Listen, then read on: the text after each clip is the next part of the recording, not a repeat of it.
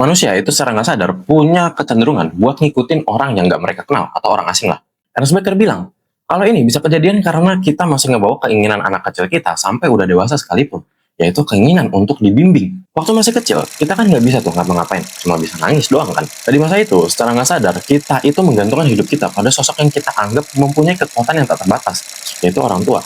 Pas udah gede, itu pun sebenarnya sama aja. Kita masih menggantungkan hidup kita pada sosok. Cuman kita pindah aja sosoknya dari orang tua ke orang yang kita anggap sebagai idola kita atau role model kita. Nah, perpindahan sosok ini, itu sama Ernest Becker dan juga Sigmund Freud disebut sebagai transferensi.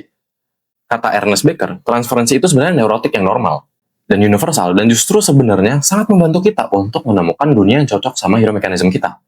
Kalau porsinya cocok, normal. Contoh, ceritanya nih, gue lagi pelajarin psikoanalisis kan.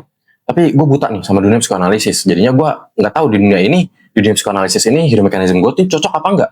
Nah, seiring gue belajar psikoanalisis, gue mulai mengagumi cara mikirnya Sigmund Freud, Ernest Becker, Erich Fromm, Otto Rank, Carl Jung, dan lain-lain. Gue jadi ngerasa dibimbing lah sama mereka.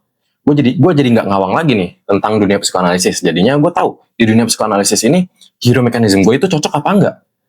Kalau posisinya nggak wajar, itu contohnya disebut sendiri sama Ernest Becker, yaitu keluarga Manson.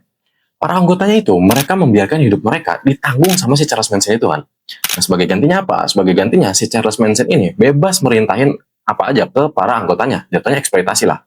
Nah, kalau lu lihat foto-foto di penangkapan keluarga Manson ini, lu bakal lihat muka pelaku-pelaku ini, itu nggak ada nunjukin rasa bersalah sama sekali. Penyesalan pun nggak ada kayaknya. Karena mereka tuh ngerasa hidup mereka itu udah ditanggung sepenuhnya sama si Charles Manson. Nah, inilah yang disebut sama Ernest Becker sebagai cheap heroism atau kepahlawanan murahan. Mereka merasa diri mereka itu pahlawan atau orang yang penting tanpa menanggung resiko pada pribadi mereka. Contoh lebih gampangnya lagi sebenarnya ada di sekitar lo, yaitu orang-orang yang kalau ada masalah dalam hidupnya itu nyalahinnya pihak lain, bukan dirinya. Nyalahin pemerintah lah, nyalahin orang tua lah, nyalahin guru lah, nyalahin pacar lah, nyalahin teman dan lain-lain. Padahal emang mereka aja yang salah. Jadi sebenarnya sama, itu transferensi yang berlebihan, cuma ada di taraf yang lebih ringan aja.